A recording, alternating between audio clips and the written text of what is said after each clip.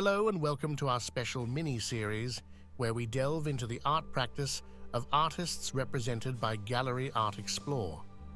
These artists are to make their entry into the upcoming India Art Fair at Booth C8.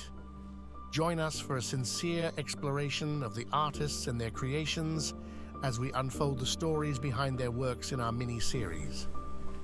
In our first episode, we step into the studio of abstract expressionist Abhijit Pathak. We discuss his works and gain insights into what to anticipate from him at the art fair. अभी ये सारे work अभी art fair के लिए कर रहा हूँ अभी।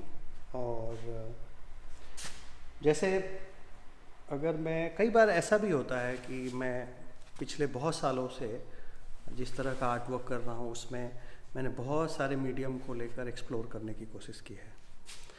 तो स्पेशली अभी के जो न्यू वर्क हैं उसमें कई सारे मीडियम को, जैसे पिगमेंट है, फैब्रिक है, उसके साथ साथ मैं केमिकल फॉयल के साथ बहुत दिनों तक काम किया, फिर पेंसिल, अलग अलग मीडियम को लेकर इस स्पेशली इस सीरीज़ में मैंने सबको कंबाइन किया है। और उसके साथ साथ जैसे अगर मैं अभी बात करूं, जैसे अगर इस फॉर्म की बात करूं तो ये एक फॉर्म पिगमेंट है जो बहुत मल्टी लेयर प्रोसेस में किया गया है।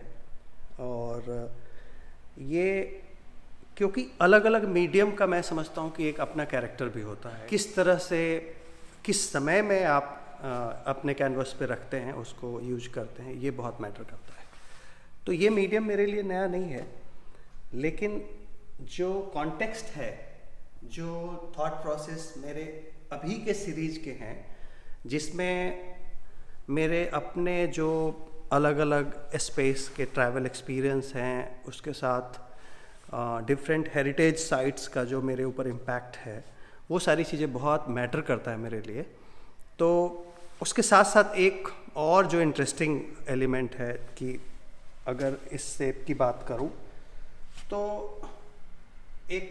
मैं काफ़ी सालों से रेक्टेंगल और एक जो फॉर्म स्पेसिफिक होता है जो जनरली हम देखते हैं अक्सर आर्ट फेयर में और एग्जीबिशन में, उस बाउंड्री को भी मैंने कोशिश की है कि ब्रेक करूं। जैसे अगर इस शेप की बात करूं तो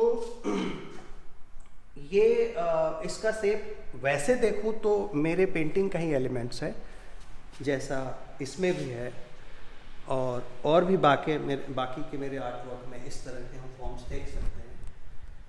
लेकिन अगर मैं स्पेसिफिक इस फॉर्म की बात करूं तो जब हम अपने प्रिमिटिव हिस्ट्री को देखते हैं और प्रिमिटिव जो सिविलाइजेशन है, जो एंशिएंट हिस्ट्री में देखते हैं, तो सबसे पहले हमने किस तरह का टूल्स यूज किया, वो टूल्स कैसे दिखते थे, वो क्या था। तो ये बहुत सारे थॉट प्रोसेस है जो पेंटिंग बनाते समय, उसके फॉर्म को क्रिएट करते समय मेरे माइंड में होता है। तो इस बार मैंने अपने ही पेंटिंग के कुछ फॉर्म्स को लेकर पेंटिंग का जो एक स्ट्रक्चर है उसको भी चेंज करने की कोशिश की है। और मैं समझता हूँ कि जब आप उसके जो आउटर स्ट्रक्चर है उसको बदलते हैं तब भी एक नया एस्थेटिक्स मिलता है आपको अपने आर्टवर्क क्रिएट करने में।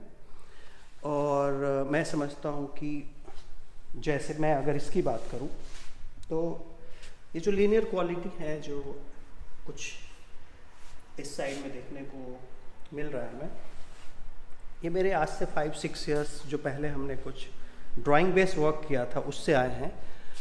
और चूँकि ये अलग अलग टाइम फ्रेम का कॉम्बिनेशन है मैं कह सकता हूँ, और उसके साथ साथ उसका जो आउटर शेप है उसको भी हमने ट्रांसफॉर्म करने की कोशिश की है।